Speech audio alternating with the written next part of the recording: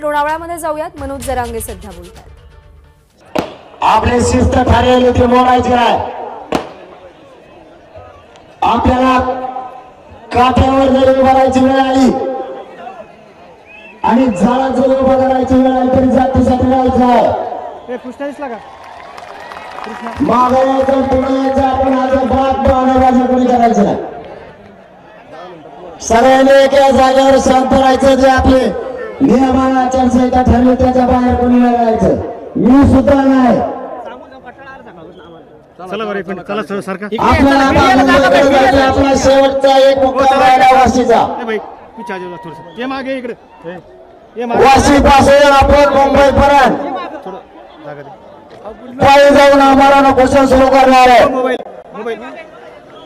माझा मराठा समाज ABP sir शांततेत आमरण उपोषण करणार आहे। तो आम्हाला कायद्याने संविधानाने अधिकार दिलाय मोबाईल वाले तुम्ही सरकार बाजूला आणि शांततेत आंदोलन करायला चाललंय, कारण आमच्या लेकरांच्या आयुष्याचा प्रश्न आहे। ते आरक्षण मागण्यासाठी आम्ही मुंबईला चाललोय। माझी मराठा समाजाला विनंती आहे, आपण आतापर्यंत शांत आलात। दिलेल्या शब्दाला माझा मराठा समाज जागलाय।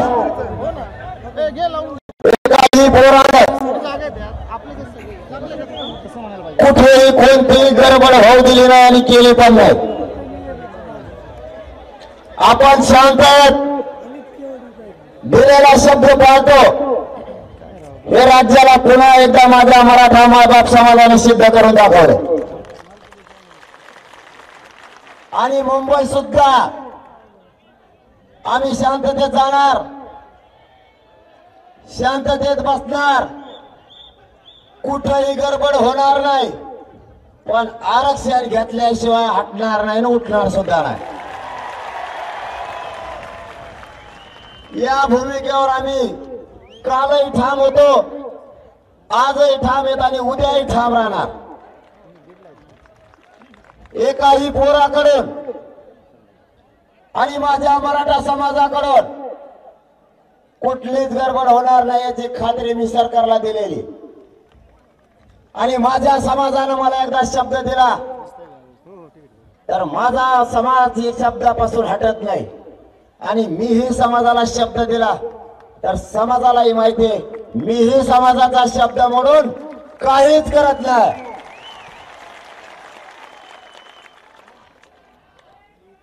आजपासून आपले लोक वाढायला सुरुवात होणार आहे, हे आपल्याला सगळ्यालाच माहिती।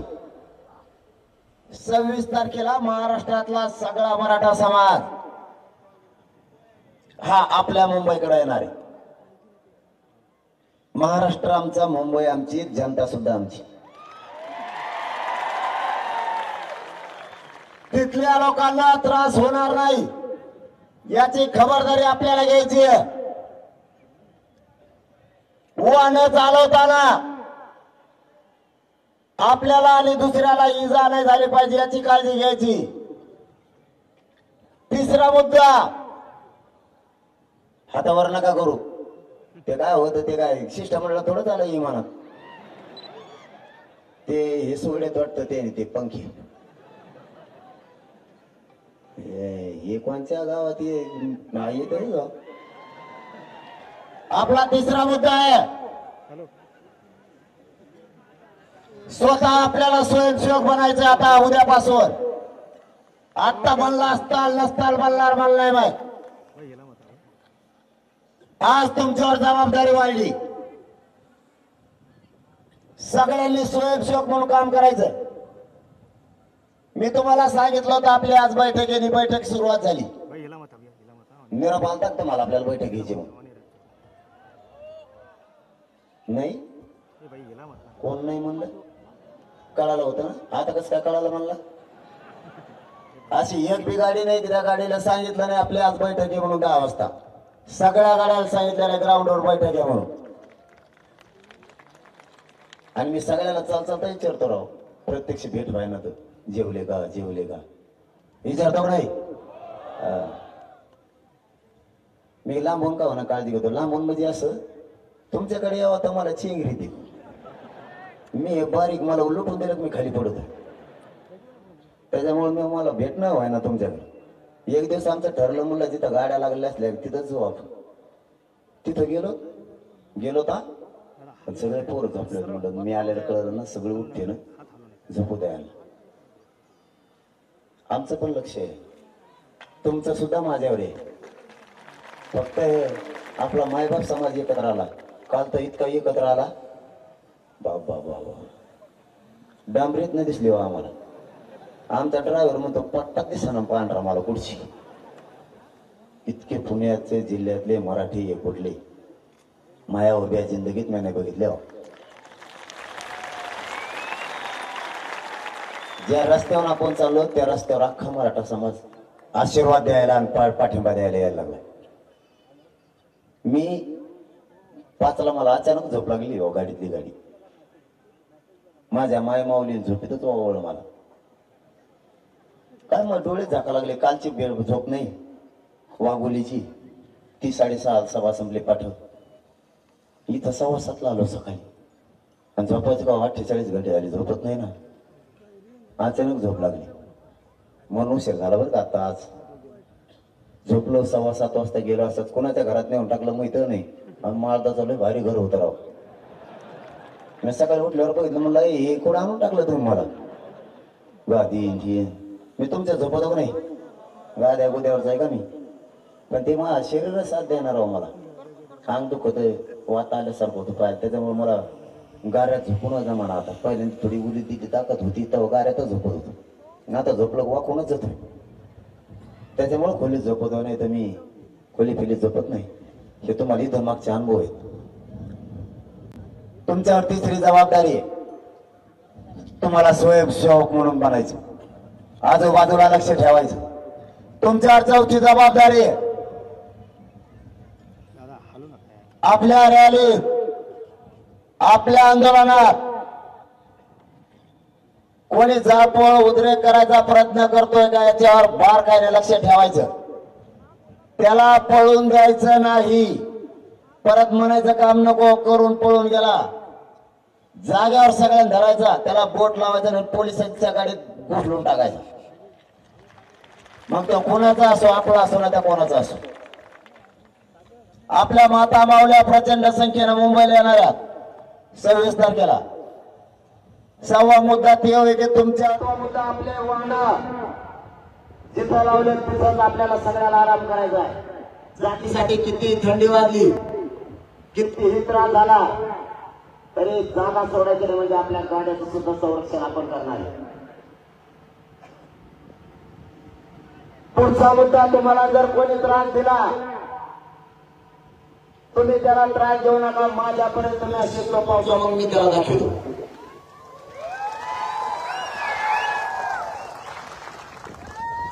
सरकारकडून काही तुमच्यावरती दडपण आणण्याचा प्रयत्न केला तर त्याला उत्तर तुम्ही देऊ नका त्याने तुम्हाला काठीना बाजूला लोटलं तर ते मला येऊन सांगा त्याने लोटलंय अगोदर तुम्ही मला विचारल्याशिवाय कोणती ऍक्शन घेऊ नका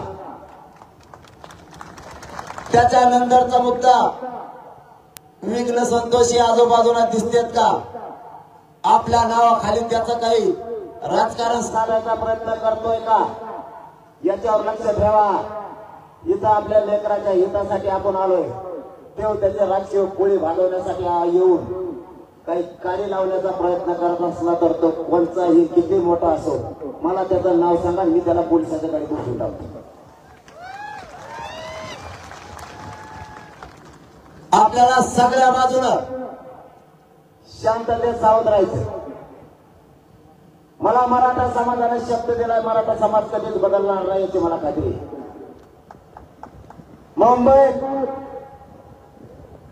शांततेत आंदोलन करायचं एका जागेवर शांत बसून राहायचं जेवायचं खायचं आणि झोपायचं मान्य का सगळ्यांनी हातवर करून सांगा शांततेत म्हणून त्या सरकारच्या तिथं आल्यावर काही घडत असतं असं मला म्हणतो आता नुसतं हे म्हणतो तोपर्यंत महासमाजाने शब्द देणार मला दुसऱ्यांदा मला माहिती परत मला हे निवेदन दिलं ते म्हणते कवर म्हणतात तुम्ही सांगा जमणी घालले ते म्हणजे आता तुमच्या मुलाला भेटले नाही तर हे उदय वाजता टीचर मला वर्णन वाटतं प्रश्न करायचं शांततेचे गती होती आता ते माझ्या मुलगा म्हणून तो सांगतो हे तुला असं भेटलं का तुला मग असं भेटलं थांब ना आणि काय बोलत तुम्ही काय पडले ते सगळं 10 लाख लोक कसा होते आपल्याला आरक्षण पाहिजे आणि शांततेचे 70 वर्ष आरक्षण निर्णयाच्या प्रक्रियेत या शांततेचे आंदोलनानं आरक्षण शेवटच्या टप्प्यात आलं म्हणजे आतापर्यंत 54 लाख मराठ्यांना शांततेच्या आंदोलनानं आरक्षण शेवटच्या टप्प्यात आणून ठेवलंय आतापर्यंत 54 लाख मराठ्यांना आरक्षण मिळालं आपली मागणी 54 लाख मराठ्यांना तात्काळ प्रमाणपत्र द्या त्याच्या परिवाराला तात्काळ द्या आणि सगळ्या सोयऱ्यांचा अध्यादेश करा गणगोतातील सगळे सोयरे असं आपण त्यांच्याकडे मांडलेलं आहे आणि छोट्या मोठ्या 2-4 आहे पण मेन याच्यातच माझं मराठ्यांचं भविष्य आणि आरक्षण कुणबी प्रमाणपत्र म्हणजे ओबीसीतूनच आणि आरक्षण मराठ्याला ओबीसीतूनच पाहिजे एकूण तिकून आम्हाला नको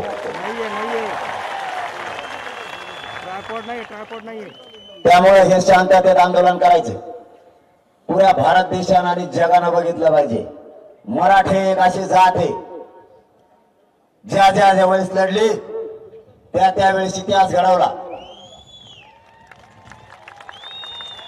आणि आता हे दुसऱ्यांदा मराठा समाज करोडोच्या संख्येनं मुंबईत एकत्र आला शांततेत आला आणि शांततेत आरक्षण घेऊन वापस गेला हा दुसरा इतिहास घडला पाहिजे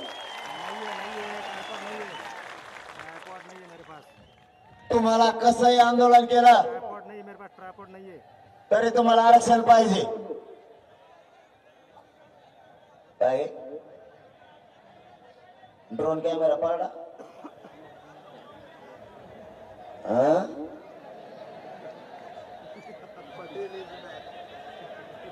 पाणी टाका बाकीचे बाहेर आहे बाकीचे आहे ना बाहेर बाकीचे बाहेर आहे झालं का वा याला म्हणतात मराठ्याचे पोरं सगळे भीड एका मिनिटात कार्यक्रम संपवून टाकला गाडीतली गाडी पेटली होती दोघा ठिकाणी पाणी ओतलं ओढून काढली बाकीचे नुसते त्याच्यावर बसले की ते इजून गेलं एका एक पाय ठेवला 200 पोरांनी त्याच्यावर पाय ठेवलं ते इजून गेला आपण मराठ्यांपुढे आग सुद्धा झळकलं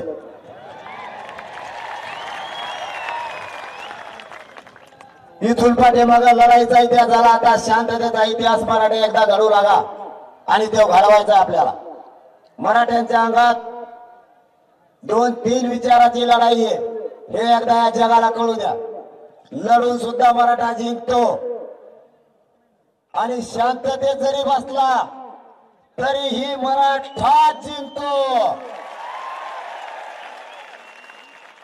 हे पुन्हा एकदा सिद्ध करायचंय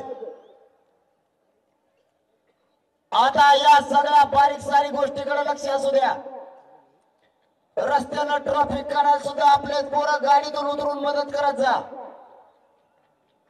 गाड्या आता पुन्हा एका बघा एक घ्या पुढे घेऊन पळापळी करू नका सगळ्यांनी वाशीतच थांबायचंय अरे पण आज एक जाऊन थांबू नका ना एका मग एक थांबा ना माया मग रती कोणीच नाही आपण इकडे गेलो तर पुढं तसं मागा नाही म्हणत मी गाड्या तुम्ही तर हलत होतात मला पक्क माहिती आणि मी बी नमुना असा आहे मी तुम्हाला सोडित नाही मोरस्त राहता आणि कोण कोण मराठ्याच्या वाटत जात आहे ते बी मला इथून पुढे बघायचंय त्याच्यात धमकाच नाही राहिले पाहिजे मराठ्याच्या विरोधात जायचे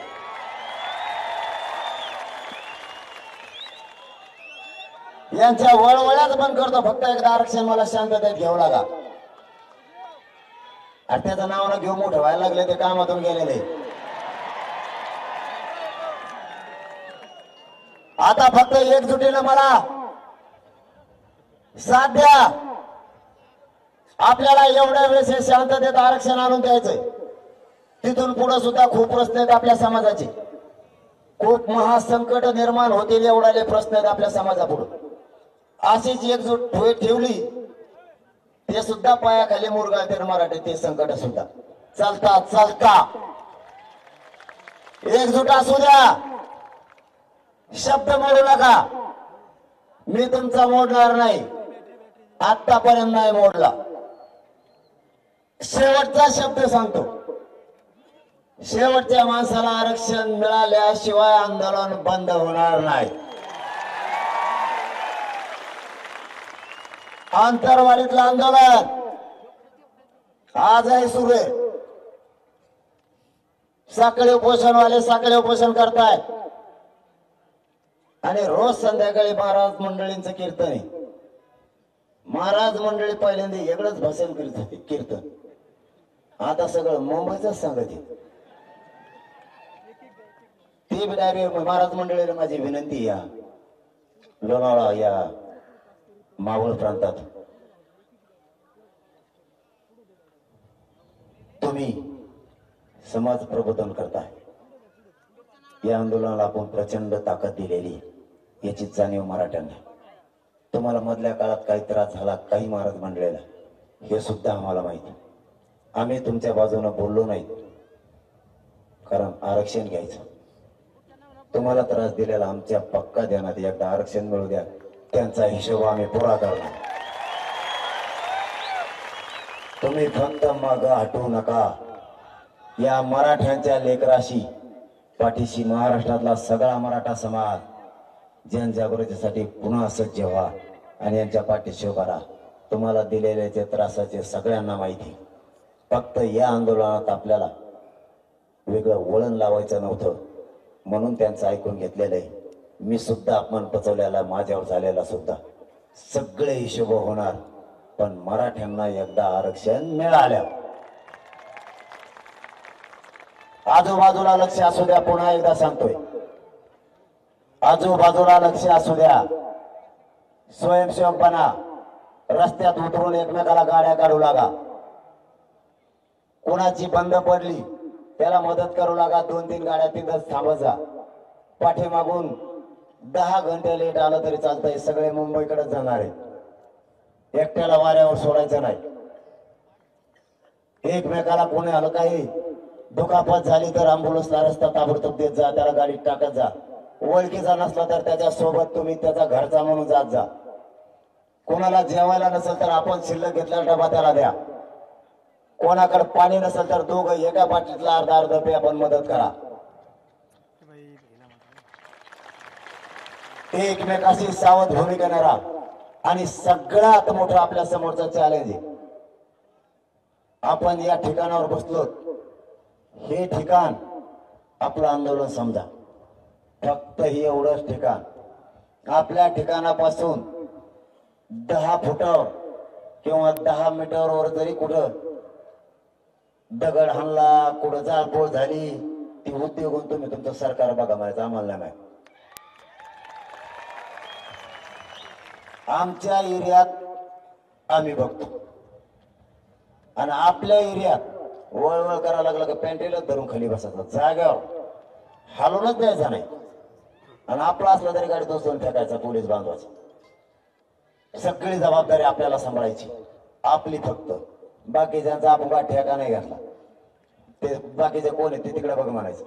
आपल्यापासून लांब झालेला आपला त्याचा काही संबंध नाही. त्याच्यावर कारवाई करा, नाही त्याला उलट लटका, नाही तर त्याला तिकडे कुठे एखाद्या नदीत नेऊन सोडून द्या. आम्हाला काय देणं घेणं नाही. त्याच प्रश्न आमचा आमच्या एरिया पुरता आहे. जिथं आमचे आंदोलक बसलेले तेवढाच. मग आमचा आंदोलक गाडी पशी बसलेला आहे. ते गाडीचं पुरतात. त्याच्या पलीकडच्या गाडीच्या दुसऱ्या गाडीचा आमचा त्याचा काही संबंध नाही. इतके जागरूक राहा. कुठं काय वाटलं पळत जाऊन पोलिसांना सांगा. पोलीस बांधवांना सांगा की या ठिकाणी असं व्हायला तुम्ही बघा. आपली जबाबदारी संपली.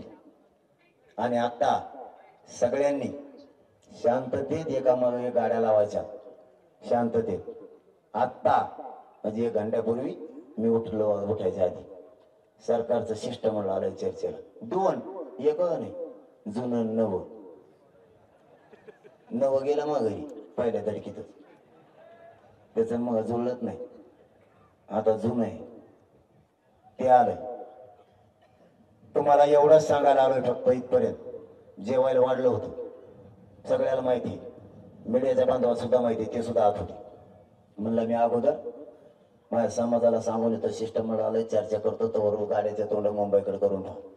त्यांचं आपलं पटलं तर पुढं आपल्याला मुंबईत गेलं तरी आरक्षण पाहिजे, इथं दिलं तरी आरक्षण पाहिजे, त्यांनी बीडला दिलं तरी पाहिजे, गेवराला दिलं तरी पाहिजे, त्यांनी संभाजीनगरला दिलं तरी पाहिजे, त्यांनी लोणावळ्यात देऊन दे, पनवेलमध्ये देऊन दे, वाशीत देऊन दे, कुठं आधी तुम्हाला पुलावर उभा राहून देतात तरी पाहिजे. कुठं आमचं आम्हाला पाहिजे आरक्षण. आता ते काय म्हणते ते मी ऐकलं नाही. मी आता त्यांच्याशी चर्चा करतो, तवर तुम्ही सगळ्या गाड्याचे तोंड मुंबईकडे करून ठेवणे. तवर मी चर्चा करतो, भाकर बी खातो, तुम्ही भाकरी खा. मुंबई जवळ आली, इथून मला दिसते आता ती. आता आपण गेले तर जमाय तिच्यात. आपले मायबाप आणखी मागून यायचे, आपल्यालाच पुरत नाही 120-30 किलोमीटर. इतकी उभं राहायला जागा पुरत नाही आपल्याला, जितके मागून निघाले जात. त्यांची चर्चा काय आहे, त्यांनी काय मसुदा आणलाय, त्याच्यात माझ्या मराठ्यांचं हित काय, आरक्षणाचा त्याच्यामध्ये विषय काय, आपली मागणी कोणची, त्यांनी काय आणलंय, हे सगळं बघतो, चर्चा करतो. तवर तुम्ही जेवण करा, गाड्या एका लाईनीत लावून मुंबईकडे तोंड करूनच ठेवा. आणि त्यांच्याशी काय चर्चा झाली पुन्हा एकदा तुमच्या समोर आणि मीडियाच्या बांधवासमोर महाराष्ट्रातल्या मराठा समाजाला सांगतो, तुम्हाला विचारल्याशिवाय कोणताच निर्णय होणार नाही. त्यामुळे इकडं कुणी काही अफवा सोडली, गैरसमज वाढला, त्याला म्हणे तो घरी जाय माघारी. एवढा विश्वास एकमेकावरती ठेवायचा. मी तुम्हाला विचारल्याशिवाय आयुष्यभर काही करणार नाही. आणि मला करायचंय काय अंधारात करून, अंधारात केलं तरी आरक्षण पाहिजे, उजाडात केलं तरी आरक्षणच पाहिजे. आणि अंधारात समजा बोललो तरी तुम्हाला विचारल्याशिवाय मी त्याला हा म्हणत नाही. म्हणजे मालक शेवटपर्यंत मालक समाज आणि समाजच ठेवायचा आहे. आता सगळ्यांनी आपण आपल्या गाड्या शांततेत लावून ठेवा. 1-2 घंटे त्यांची चर्चा करतो. वाशी एकदम जवळ आहे, त्यांच्यात आपण जाऊ सगळे दमात. आता पैदल काळजीच व्हायला मला पाय ताठ लागले. मग गाऱ्या लय गारा बेकार आहे रे बाबा तुमच्या तिकडचा. बाय बाय बाय बाय भयाने मग टंगडच उचला रात्री गारातल्या बेकार. माझ्या ताकदच नाही राहिली खरं सांगतो. मा शरीरच मला साथ द्यायला नका. नाही पाहिलं लय नाही बरोबर, मी डोंगर पळत चढलो असतो. पण आता मला पायच उचलत नाही. सकाळी बुटच पायात जाय ना. तुम्ही कोणाला विचार इतके पाय सुजत मग ते बुटात पायच बसा. तेवढी ताकद असते, मला अवघड केलं असतं. चला सगळ्यांना जय शिवराय. गाड्या ओळून ठेवा, मी चर्चा करतो. तुम्ही त्यावर जेवण निवांत करा, पोटभर खात जा. आरक्षण घ्यायचंय त्याच्याशिवाय माघारी नाही. धन्यवाद. जय शिवराय. अरे काय सोड रे, ते तोंडात गेलं ना. मला सांगा जाईन काही सोडायचं असल्यावर. सर्वांनी आता आपल्या गाड्या काढून घ्यायच्या. दादांचं येईपर्यंत तो आणि एका लाईनीत चला जा. सगळे एका लाईनीत चला जा. शांततेत चला. आणि त्या घाटात दमाने गाड्या हाणा. पुढे कोणी जाऊ नका. मला चर्चा करून येऊ तर पुढे जाऊ नका. सगळे सोबतच मुंबईकडे निघू. सगळे दमाने गाड्या हाणा एकामागे एक. आणि रोडने असं लाईनीत लावून ठेवा एकामागे. कोणाची मध्ये असली तर त्याचे हातपाय पडून बाजूला काढायला लावा.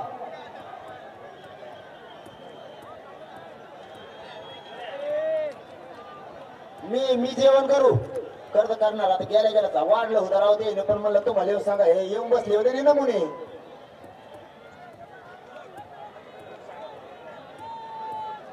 जुन्याच ना मग कोणच्या हवे नाही मला नाही माहित. ते आपल्या इथले आहेत ना, इथले आयोजक, त्यांना माहिती. तर तुम्हाला विश्वासात घेतल्याशिवाय कोणताही निर्णय घेणार नाही असं आश्वासन मनोज जरांगे यांनी समाजाला दिले आणि त्यासोबतच शिष्टमंडळासोबतची बैठक झाल्यानंतर पुढे आपण विचार करू असंही त्यांनी सांगितलंय। त्यासोबतच या मोर्चामध्ये पुढे जात असताना काय काय खबरदारी घ्यायची या संदर्भातही मनोज जरांगे यांनी मार्गदर्शन केलंय। एबीपी माझा, उघडा डोळे बघा नीट।